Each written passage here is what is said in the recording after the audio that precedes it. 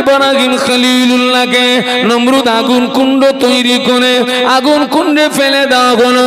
নমরুদের বিশ্বাস ছিল আগুন খেয়ে ফেলবে, আগুন জ্বালিয়ে দেবে, আগুন পুড়িয়ে দেবে।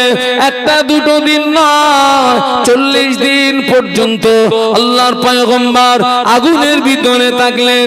আল্লাহ পাক আগুনের উপরে আইন জারি করে দিলেন, ইয়া নারু কুনি বারদাও ওয়া সালামান আলা ইব্রাহিম। আগুন তুই আমার ইব্রাহিমের জন্য শান্তিদায়ক ঠান্ডা হয়ে যা। একটু মহব্বতে বলা যাবে না? আর একটু জোরে বলুন। নমরুদ রাজপ্রাসাদের উপরে বসে দেখছে আল্লাহর পয়গম্বর আগুনের ভিতরে কি অক্ষত অবস্থায়। নমরুদ বলছে, হ্যাঁ রে, আমার জাতকে নিয়ে তোর পুজো করলাম। আগুনকে বলছে, তুই কি তোর হারানো, তোর জ্বালানো ক্ষমতা হারিয়ে ফেললি নাকি?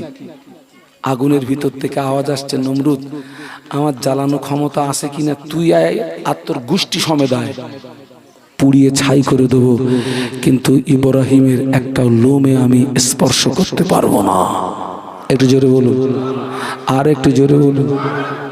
কারণ যে আল্লাহ আমাকে সৃষ্টি করেছেন ওই আল্লাহ আমাকে নিষেধ করেছেন ইব্রাহিমের জন্য শান্তিদায়ক ঠান্ডা হয়ে যা। একটু জোরে বলুন।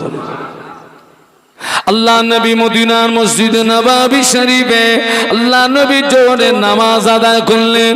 আল্লাহ নবী মদিনার মসজিদে নববী শরীফে জোহরের নামাজ আদায় করে হযরত আনাস রাদিয়াল্লাহু আনহুর বাড়িতে আসলেন। আনাস রাদিয়াল্লাহু আনহুর বাড়িতে এসেছেন। আনাস রাদিয়াল্লাহু আনহু হলেন আল্লাহ নবীর খাদেম। আল্লাহ নবীর খাদেম ছিলেন। আল্লাহ নবী এসেছেন, ওই সময়টা ছিল খাওয়ার সময়, আহার করার সময়। আনাস রাদিয়াল্লাহু তাআলা আনহু সাদা কাপড়ের একটা দাস্তারখান এনে আল্লাহ নবীর সামনে বিছিয়ে দিয়েছেন। মদিনার মসজিদ থেকে নামাজ পড়ে রাসূল এসেছেন। কার বাড়ি এসেছেন? আনাস রাদিয়াল্লাহু আনহুর বাড়ি। আচমকা এসেছেন হুজুর। আচ্ছা ভাই, বিশ্বনবী আনাস হুজুরের বাড়ি আচমকা এসেছেন, আনাস রাদিয়াল্লাহু আনহু খুশি হবেন না হবেন না? আনাস হুজুরও খুশি, ওনার আম্মাও খুশি। একটু জোরে বলুন। আরে আজকের এই মাসে বিশ্ব নবী এসেছিলেন বলেই তো আমরা এই মাসে আমরা আনন্দ প্রকাশ করছি, আমরা খুশি প্রকাশ করছি নাকি? তাই তো আপনারা এই সিরাতুন নবী মাহফিল দিয়েছেন নাকি? কথা বলেন না। কিন্তু আমাদের ভিতর থেকে একজন বলতেছে ও বেদাত। কি বেদাত? বেদাত, বেদাতের বাংলা মানে কি জানেন? তাও জানেন না? সারা জীবন শুনলেন বেদাতের বাংলা মানে হচ্ছে নতুন সৃষ্টি। একটুখানি মুখস্থ করলেন। বেদাতের বাংলা মানে কি বলেছি? নতুন সৃষ্টি, যেটা নবীর জমানায় ছিল না, সাহাবীদের জমানায় ছিল না। এই দেখেন, এই বেদাত কথা শুনেই যেন ঘাবড়াবেন না, আঁতকি উঠবেন না। সব বেদাত কিন্তু খারাপ না। কথা বুঝতে পারছেন নাকি? সব বেদাত, বলুন একটু বলুন বলুন। বেদাত দুই প্রকার, একটা হচ্ছে ভালো বেদাত আর একটা হচ্ছে মন্দ বেদাত। একটা হচ্ছে বেদাতে হাসানা, একটা হচ্ছে বেদাতে সাইয়্যা। একটা হচ্ছে ভালো বেদাত আর একটা হচ্ছে মন্দ বেদাত। আমাদের সমাজে বহু কাজ আছে ওই বেদাত প্রক্রিয়ার ভিতর দিয়েই সেগুলো চলছে, কিন্তু তারা অন্য ব্যাপারে কিন্তু হাত দেয় না। বলো, হাত দেয় কোথায় বলুন তো? নবী দিবস করা বেদাত, নবী দিবস করা বেদাত। আচ্ছা ভাই, আপনাদের এলাকায় মাদ্রাসা আছে? কথা বলেন না কেন? আছে না? নবীর জমানায় দ্বীন ইসলাম যা প্রচার হতো, দ্বীনের জ্ঞান যা বিতরণ হতো, একটা জায়গা থেকেই হতো, সেটা হচ্ছে মদিনার মসজিদে নববী শরীফ থেকে আল্লাহ রাসূল দ্বীনের জ্ঞান বিতরণ করতেন। সুবহানাল্লাহ। আবার তখন তো আর মাদ্রাসা ছিল না। এখন যেরকম সিলেবাস ভাগ করে করে সব পড়ানো হচ্ছে, আল্লাহর নবীর জমানায় তো বলুন তাহলে বেদাত বলে যদি এটা যদি না করা যায়, ওই সমস্ত গান্ডুগুলোর একটু বলেন দিন যে মাদ্রাসাগুলো ভেঙে দে। আরে বাবা, কার বাচ্চা সামলান না। ওই গান্ডুগুলোরে বলেন যে নবী দিবস যদি বেদাত হওয়ার কারণে না করা যায়, ওই মাদ্রাসাগুলো ভেঙে ফেল। ও বেদাত,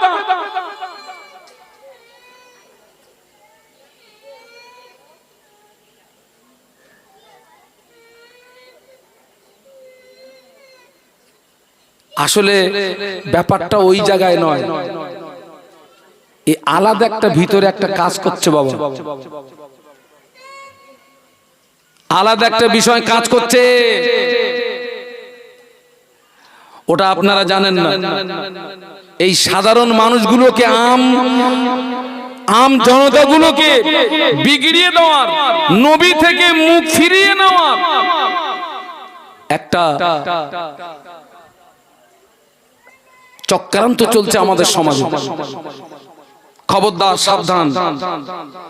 আজকের আপনারা যেভাবে সিরাতুন নবী উপলক্ষেই আপনারা যেভাবে এই মাহফিলের ইন্তজাম করেছেন, আমার দৃষ্টিতে এখানে কোনো শরীয়ত বিরোধী কাজ হচ্ছে না। ঠিক বলেছি না ভুল বলেছি? এখানে কোনো শরীয়ত বিরোধী,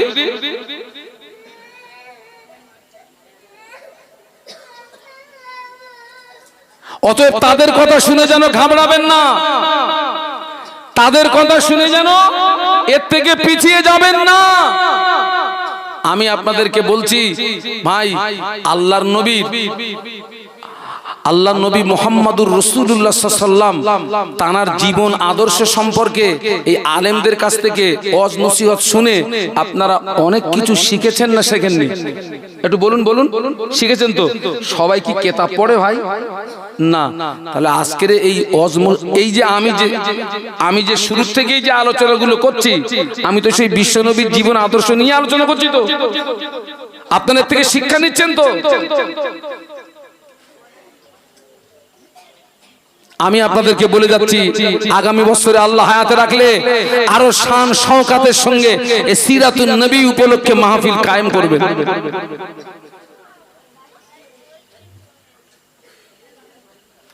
ওই গান্ডুগুলোর কথা নেবেন না, ওরা নবীর দুশমন, ওরা নবীর শত্রু।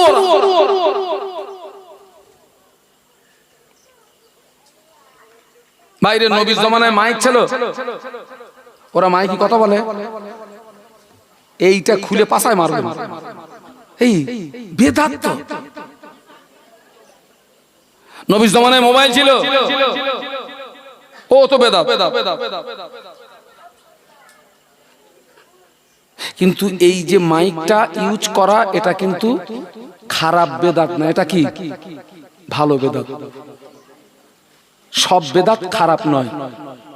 আবারও বলছি, সমাজে অনেক কিছু চলছে, বেদাত প্রক্রিয়ার ভিতর দিয়েই চলছে। অতএব আপনারা বেদাতের কথা শুনে যেন অনেকবার বলে, সব বলতেছে বেদাত হয় 300 টাকা দিই, তুমি তো এবার দেবো না, বেদাত। খবরদার। শাহ ওলিউল্লাহ মুহাদ্দিস দেহলভী রাহমাতুল্লাহ আলাইহি, হুজুরের আব্বা জান শাহ আব্দুর রহিম মুহাদ্দিস দেহলভী রাহমাতুল্লাহ আলাইহি প্রতি বছর আল্লাহ নবীর শানে একটা করে মাহফিল দিতেন। সুবহানাল্লাহ বলুন, আর একটু মহব্বতের সঙ্গে বলুন। নামটা মুখস্থ করুন, শাহ আব্দুর রহিম মুহাদ্দিস দেহলভী রাহমাতুল্লাহ আলাইহি। একটু বলো, দাঁতটাতে একটু কুটকাট হবে ভাই, শক্ত নাম, শাহ আব্দুর রহিম মুহাদ্দিস দেহলভী রাহমাতুল্লাহ আলাইহি। প্রতি বছর আল্লাহর নবীর শানে একটা করে মাহফিল দিতেন। ওই মাহফিলে যারা শ্রোতা হিসাবে আসতেন, তাদের জন্য অনেক কিছু তাবারুকের ব্যবস্থা করতেন। আজকে তাবারুক আছে তো? কি খিচুড়ি, আলহামদুলিল্লাহ। এক বছরে নবীর শানে মাহফিল দেবেন। এতটা আর্থিক দুর্বল হওয়ার কারণে অর্থ নাই, নবীর শানে মাহফিল দেবেন কি করে? কিন্তু কষ্টের ভিতর দিয়ে মাহফিলের আয়োজন করে দেন, কিন্তু তাবারুক দেওয়ার মতো পয়সা নাই। আপনার বাড়ি যদি কোনো মেহমান আসে, কিচ্ছু না দিতে পারলে অন্তত কি দেবেন? ডাবের শরবত, এক গ্লাস পানি দেবেন, এক গ্লাস পানি দেবেন। আমি শাহ আব্দুর রহিম মুহাদ্দিস দেহলভী রহমতুল্লাহ আলাইহি মাহফিল দিয়েছেন ঠিকই, কিন্তু তাবারুক করা উনি খুব চিন্তাযুক্ত হয়ে গেছেন। আল্লাহ, আজকে আমার বাড়ি মেহমান আসবে, আমি এখানে এসেছি, যে বাড়িতে আমার বসার জায়গা, অনেক কিছু দিয়েছি, আমি তো অন্য কিছু খাইনি, আমার সুগারটা একটু ফল ফল করার মতন হচ্ছিল, মিষ্টি আজকের একেবারে নফসরে বলেছি তুই যতক্ষণ চাবি ততক্ষণ দেবো, কত খাবি খা, মিষ্টি মিষ্টি রসগোল্লা ওইরাম খাইছি আর জিলিপি, নফসরে বলতে খা ওইরাম খা। তো উনি মেহমানদারি করবেন, কিচ্ছু নেই, খুব চিন্তাযুক্ত ঘরের ভিতরে খুঁজে খুঁজে দেখে কিছু শুকনো ছোলা আছে। কি আছে ভাই?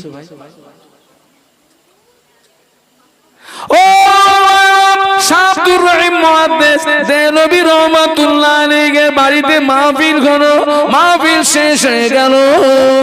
হুজুর আমার ওই শুকনো ছোলাগুলো একটা একটা একটা করে শ্রোতাদের ভিতরে মেহমানদারি করলেন, শ্রোতাদের ভিতরে মেহমানদারি করলেন। মাহফিল শেষ হয়ে গেল। ওই রাতে বিশ্বনবীর সঙ্গে স্বপ্নে দিদার নসিবি হয়ে গেল। আর এক গাঁজা টানা পার্টি বলতেছে স্বপ্নে যে নবীরে দেখলে ও সত্যি না।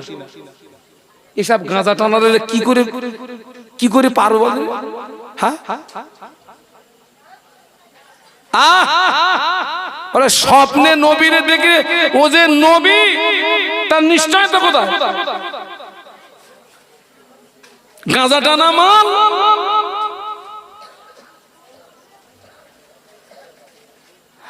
আল্লাহর রসুল বলেছেন যে স্বপ্নে আমাকে দেখলো বারহাক ও আমাকেই দেখেছে, কারণ ইবলিস বিশ্বনবীর সুরাত ধরতে পারে না।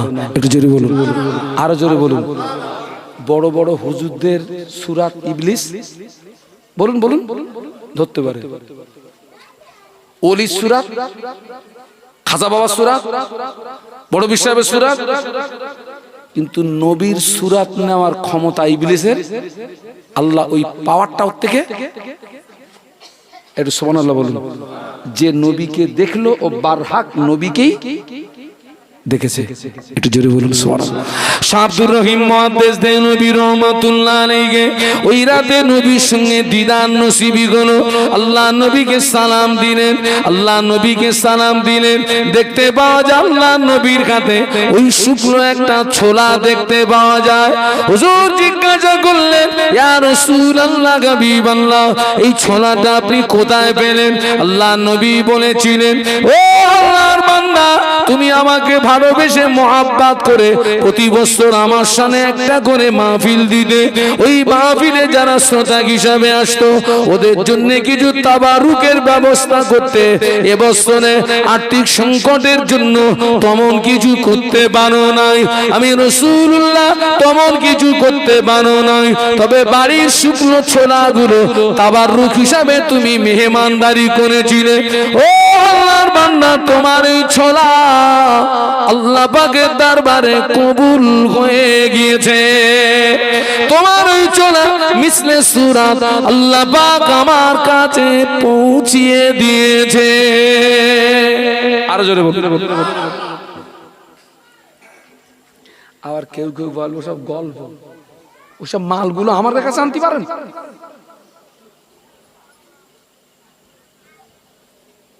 সব হচ্ছে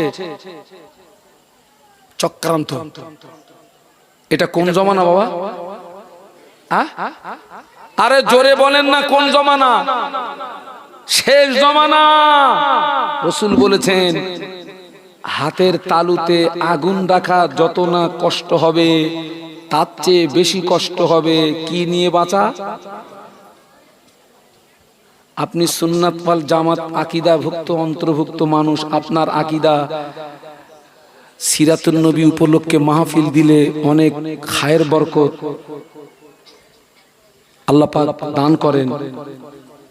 একদল এসে বলবে ওই ওই বিশ্বাসটা, বিশ্বাসের নাম তো ইমান, ইমানের নাম তো বিশ্বাস, ওই বিশ্বাসটা আপনার থেকে একদল মানুষ কি করবে বলুন, ছিনিয়ে নেবে। ওই বলবে বেদাত বেদাত বলে ওখান থেকে ওটা নিয়ে নেবে। খুব সাবধান বাবা, এই হচ্ছে সেই আখিরি জমানা। আল্লাহ নবী বলেছেন আমার উম্মতের ভিতরে ৭৩টা দল হবে। কটা? হ্যাঁ, জাহান্নামে যাবে কটা? কটা দল জাহান্নামে যাবে? ৭২। সবাই মিলে বলুন তো কটা দল? আরো জোরে বলেন। কিন্তু সবাই কিন্তু বলতেছে আমরা ওই একটা, যে দল জান্নাতে যাবে সবাই বলতেছে আমরা আমরা। সবাই দাবি কি?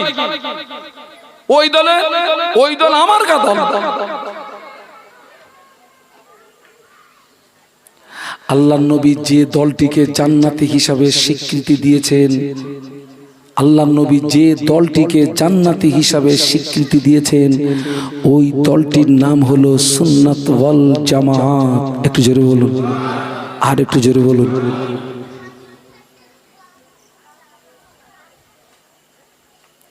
নবী চাচা আবু লাহাব, কি নাম? আমার আগের হুজুর কিন্তু কথাটা কিন্তু বলে গেছে, বলো মনে আছে আপনাদের? কার মনে আছে বলুন তো দেখি। আবু লাহাব সম্পর্কে কি বলে গেছে মনে নেই? যে আবু লাহাবের সম্পর্কে কোরআন নাজিল হয়েছে, আল্লাহর নবীর পয়দাইশের সংবাদ আবু লাহাবের দাসী আবু লাহাব পর্যন্ত পৌঁছে দিতে আবু লাহাব খুশি হয়ে তার দাসীকে কি করেছিল? আজাদ করে দিয়েছিল। তুই এরকম একটা সুসংবাদ শোনালি, তোরে আর খালি হাতে ফেরত দেবো না, যা আমি তোকে আজাদ করে দিলাম। একটু জোরে বলো। আবু লাহাব বলো জাহান্নামী বলো। কিন্তু প্রত্যেক সোমবারে, মানে সব অন্য অন্য দিনে ওর যা শাস্তি দেওয়া হয় আল্লাহ দেন, সোমবারের দিনে আযাব একটু হালকা হয়। হযরত আব্বাস রাদিয়াল্লাহু আনহু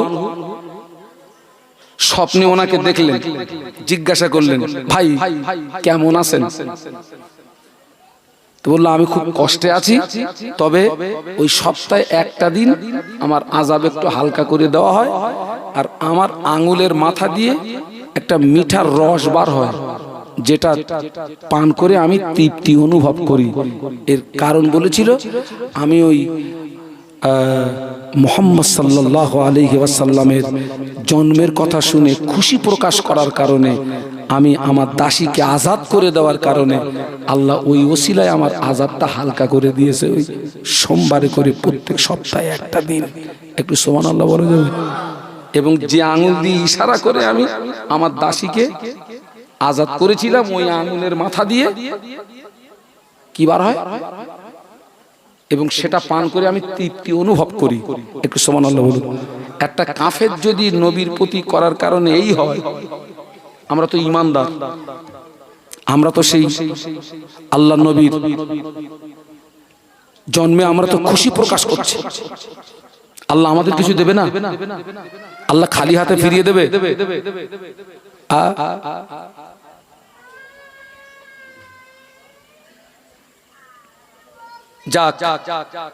আমি কোন কথা বলতে বলতে আমি এই পর্যন্ত এসেছি। নবী ইব্রাহিম খলিলুল্লাহকে আগুনে ফেলে দেওয়া হয়েছিল, আগুন গায়ে স্পর্শ। আমাদের নবীর এইরকম কিছু আছে কিনা? আল্লাহ নবী আনাস রাদিয়াল্লাহু আনহুর বাড়িতে এসেছেন। আনাস রাদিয়াল্লাহু আনহু সাদা কাপড়ের একটা দস্তরখান নিয়ে আল্লাহ নবীর সামনে বিছিয়ে দিয়েছেন, কিন্তু এই দস্তরখানটা ছিল ময়লাযুক্ত, ওই দস্তরখানটা ছিল ময়লাযুক্ত। আল্লাহ নবী বললেন আনাস, দস্তরখানটা এত ময়লাযুক্ত, আনাস যাও তোমার আম্মাকে গিয়ে বলো এটাকে পরিষ্কার করে দিতে বলো, যাও পরিষ্কার করে দিতে বলো। আনাস রাদিয়াল্লাহু আনহু বললেন ইয়া রাসূলুল্লাহ, এটাকে পরিষ্কার করতে গেলে তো সময় লাগবে, হুজুর আপনি খাবেন কখন? আরে ভাই একটা আপনার শুকনো কাপড়কে যদি পরিষ্কার করে দেওয়া হয় তারে তো পানিতে দিতে হবে, সাবান দিতে হবে, আবার ওরে তোমার কি বলে কাঁচতে হবে, তারপরে শুকনো হবে, তারপরে আনতে গেলে সময় লাগবে না লাগবে না? তো হুজুর আপনি খাবেন কখন? হুজুর আপনি আসবেন আমরা তো জানি না, অন্তত আজকের দিনটা আপনি একটু মানিয়ে নেন হুজুর। কারণ পানি লাগলে তো শুকনো হতে অনেক সময় লাগবে। আল্লাহ রসুল বলছে আনাস কাপড় পরিষ্কার করতে গেলে আবার পানি লাগে। আচ্ছা ভাই পানি ছাড়া পরিষ্কার হয় এরকম কিছু আপনাদের যন্ত্র জানা আছে? হ্যাঁ আপনি বলবেন হুজুর ওই যে কি মেশিন আছে খোকা ওর ভিতরেও কি? তা আনাস বলছে ইয়া রাসূলুল্লাহ পানি ছাড়া পরিষ্কার হয়? তো রাসূল আনাস তোর দস্তরখানটা আমাকে দে। বলে আল্লাহ রাসূল সাল্লাল্লাহু আলাইহি ওয়াসাল্লাম ওই দস্তরখানের একটা কোণে একটু হাতটা ছুঁয়ে দিলেন। আল্লাহ নবী বললেন ও আনাস চলে যাও এই দস্তরখানটা চুলোয় দাও। কোথায় দাও? একটু আগে ওই চুলোয় আনাস হুজুরের আম্মা রান্না করেছে, আগুন তখনও বন বন বন বন করতেছে। যা চুলোয় দিকে যা। ভাই এই চুলোয় দেওয়ার কথাটা কিন্তু আমরাও বলি, বলেন দিন কখন বলি চাচা? কি বর্ষার সময়? রেগে গেলি দে চুলোয় দে। কারে বলি? বাড়ির লোকটার বলি না, চুলোয় দিকে যা। আনাস হুজুর মনে করেছেন নবী মনে হয় রেগে গেছে, চুলোয় দিতে বলতিস কেন? রেগে গেছেন মনে হয়। ও আনাস রাদিয়াল্লাহু তাআলা আনহু ওই দস্তরখানটা নিয়ে ওই চুলোর ভিতরে ফেলে দিলেন। বনবন করছে তখন আগুন। কিছু সময় পরে আল্লাহ নবী বললেন আনাস ও বাবা আনাস চলে যাও ওই দস্তরখানটা তুলে আনো। হ্যাঁ গা সে আর আছে? সে তো পুড়ে যাবে। আনাস রাদিয়াল্লাহু আনহু এক পা দু পা করে যায়, থমকে দাঁড়িয়ে যায়। আল্লাহ পাক ওই দস্তরখান তো পাবো না। এক পা দু পা করে যাচ্ছে থমকে, আল্লাহ তো আর পাবো না, সে তো কখন ছাই হয়ে গেছে। ও আনাস রাদিয়াল্লাহু আনহু এক পা দু পা করে উনানের নিকটে গিয়ে দেখে ওই দস্তরখানটা পুড়ে যাওয়া তো দূরে থাক, ওই দস্তরখানের একটা সুতো তখনও পর্যন্ত আগুন লাগে নাই। একটু জোরে বলা যাবে না? আর একটু মহব্বতে বলা যায় না? একটু তাকবীর দেন তো, নারায়ে তাকবীর। আরো জোরে বলুন নারায়ে তাকবীর। আনাস রাদিয়াল্লাহু আনহু ওই দস্তরখানটা নিয়ে আল্লাহ নবীর সামনে দাঁড়িয়ে বলেছিলেন ইয়া রাসূলুল্লাহ হাবিবাল্লাহ নবী ইব্রাহিম খলিলুল্লাহকে আগুনের ভিতরে যেতে হয়েছিল, নবী ইব্রাহিম খলিলুল্লাহকে আগুনের ভিতরে থাকতে হয়েছিল, যদিও তার শরীরে আগুন স্পর্শ করে নাই। আমি আনাস সাক্ষী দিচ্ছি আল্লাহ নবী ইব্রাহিম খলিলুল্লাহর চেয়ে আপনার ইজ্জত অনেক গুণে বেশি, আপনার সম্মান অনেক গুণে বেশি। আপনি শুধু আমার দস্তরখানে একটু হাতের ছোঁয়া দিয়েছেন, আপনার হাতের ছোঁয়ার এত বরকত, আপনার হাতের ছোঁয়াতে আমার দস্তরখানটা পুড়ে যাওয়া তো দূরে থাক, আমার দস্তরখানের একটা সুতো আগুন লাগে নাই। টোটাল নবীকে যা দিয়েছেন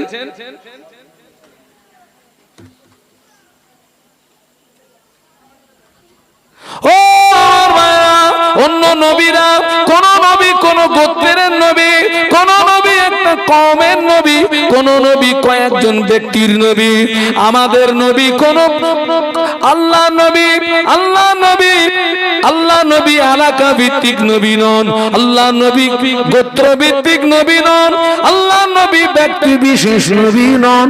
আমাদের নবী হলেন বিশ্ব নবী। আমাদের নবী মানবের নবী, দানবের নবী, গাছের নবী, মাছের নবী। শুধু তাই নয়, আমাদের নবীকে জমিনে পাথর সালাম জানাতো। পাথরে নবী চিনল, মাছে নবী চিনল, গাছে নবী চিনল, একদল উম্মত নবী চিনল না। পাথর নবীকে দেখে সালাম দিত।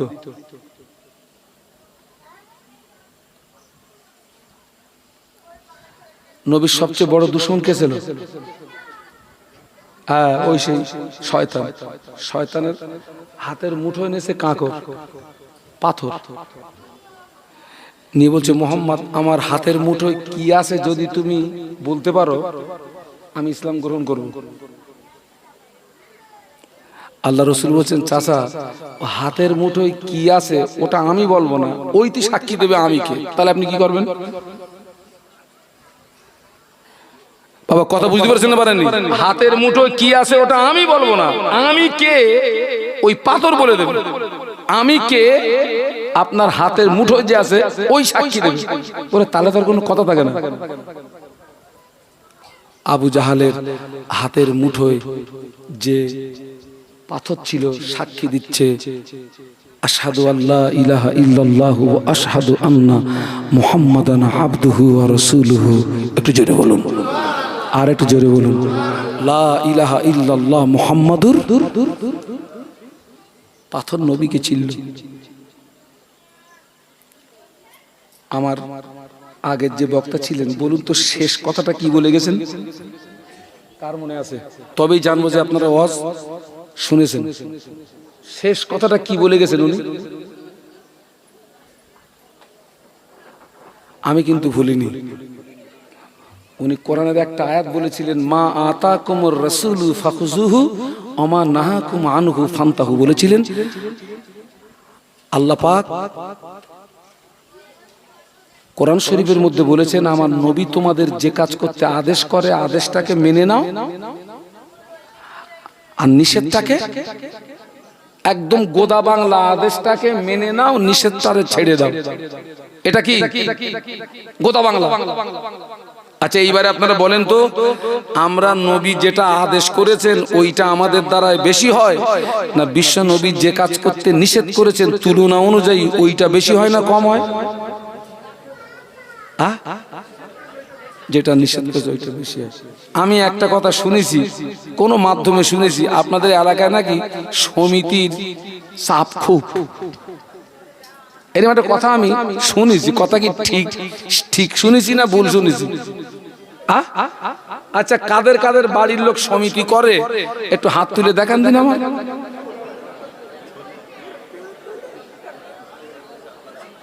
আল্লাহ সত্য, আল্লাহর ওলি বসে আছে।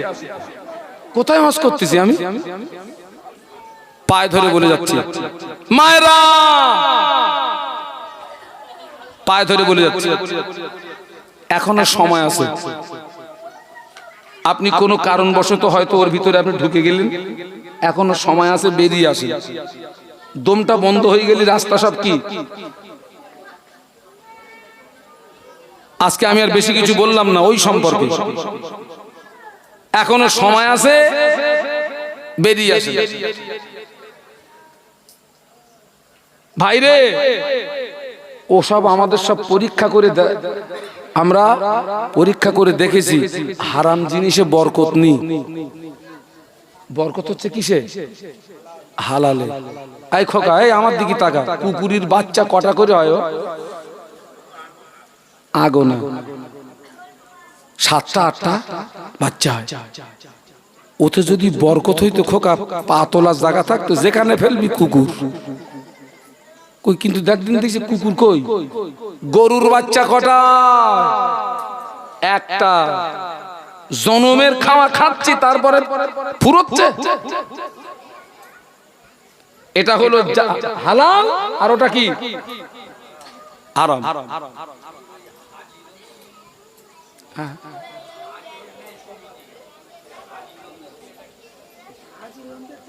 ও হাজি সাহেব লোন দিচ্ছে।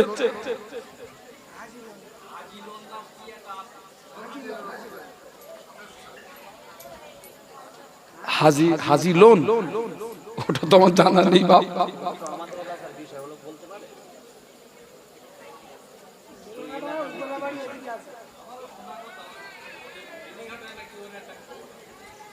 হাজি লোন তার মানে কি হাজি সাহেবরা লোন দেয়? ও সেখানে আবার মহিলা গ্যারান্টেড করতে হয়। যাক ভাই, আমি যেহেতু ওই সম্পর্কে আমি কিছু জানিনি, অতএব আমি এখানে কোনো মন্তব্য করতে যাব না। তবে এই আমাদের ইমাম সাহেব যেটা, আপনাদের ইমাম সাহেব যেটা বলছেন যে ওখানে আবার মেয়েদেরকে গ্যারান্টেড করতে হয়, মানে ভাই এখন দেখতেছি সব জায়গায় মেয়ে ছাড়ার কথা নেই, ওইটারে আগে বাটা। হ্যাঁ, আপনারা শিক্ষিত মানুষ, আপনারা জ্ঞানী মানুষ, দেখেন আল্লাহ কিন্তু আমাদের এতটুকু বিবেক দিয়েছে, কোনটা ভালো আর কোনটা বলুন খারাপ, এতটুকু বিবেক বুদ্ধি আল্লাহ আমাদের দিয়েছে না দেয়নি? আল্লাহ দিয়েছে। অতএব আমরা একটু পরিবর্তন হই, আমরা একটু ভালো হই, আল্লাহ আমাদেরকে তৌফিক দিন, বলুন আল্লাহুম্মা আমিন। দেখেন ভাই, পৃথিবীর কোনো মানুষ আপনাকে কিন্তু পরিবর্তন করে দিতে পারবে না। আল্লাহ পাক ওই বান্দাকে ততক্ষণ হেদায়েত দেন না, বান্দা যতক্ষণ হেদায়েত পাওয়ার মন তৈরি না করে।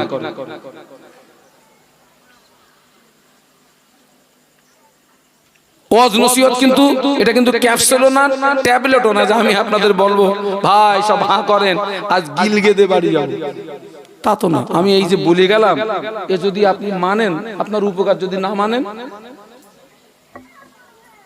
আল্লাহ আমাদের সকলকে খাতেমা বিল খায়র নসিব করুন, বলুন আল্লাহুম্মা আমিন, বলুন আল্লাহুম্মা আমিন। যাক, দোয়া খায়র হবে। শেষ কথা, হুজুর এর থেকে আমার একটা এদান দিন, বইদান দিন। আমি যেখানে যাই আমার সঙ্গে একটা কিতাব থাকে, এটা হচ্ছে মুজাদ্দিদে জামানের প্রধানতম খলিফা আল্লামা রুহুল আমিন রহমাতুল্লাহ আলাইহি, যিনি ছিলেন 18,000 হাদিসের হাফেজ। একটু সুবহানাল্লাহ বলুন। কত হাজার হাদিসের হাফেজ বলেছি? 18,000 হাদিসের হাফেজ। হুজুর বলে গেলেন, আমার কিতাব যার ঘরে থাকবে আমি রুহুল আমিন তার ঘরে রয়ে গেলাম। একটু বলুন সুবহানাল্লাহ। ভাই, এই কিতাবটা জলসা বিক্রি করার উদ্দেশ্য আমার একটা, আমাদের সমাজে কিছু কিছু নামাজ শিক্ষা বেরিয়েছে ভাই, যে নামাজ শিক্ষা পড়ে আমার মুজাদ্দিদে জামানের সিলসিলার অন্তর্ভুক্ত মানুষ যারা, তারা কিন্তু বিগড়িয়ে যাচ্ছে, ওলট পালট হয়ে যাচ্ছে। তারা আমাদের কাছে বিভিন্ন রকম প্রশ্ন করছে। সেই জন্য অন্তত ঈমান আকীদা বাঁচার জন্য হুজুর বলে গেলেন, আমার কিতাব যার ঘরে থাকবে আমি রুহুল আমিন তার ঘরে রয়ে গেলাম। আপনারা দেখবেন এর প্রিন্ট আছে 70 টাকা, আমি এটা 50 টাকা করে বিক্রি করি। একটা ভাই আমাকে একটু সহযোগিতা করতো ভাই, একটা ভাই কিছু কিতাব নিয়ে একটু এই কি বলে ভাইদের কাছে জানতো, যদি কেউ নেয়, আপনি আপনার জীবনে অনেক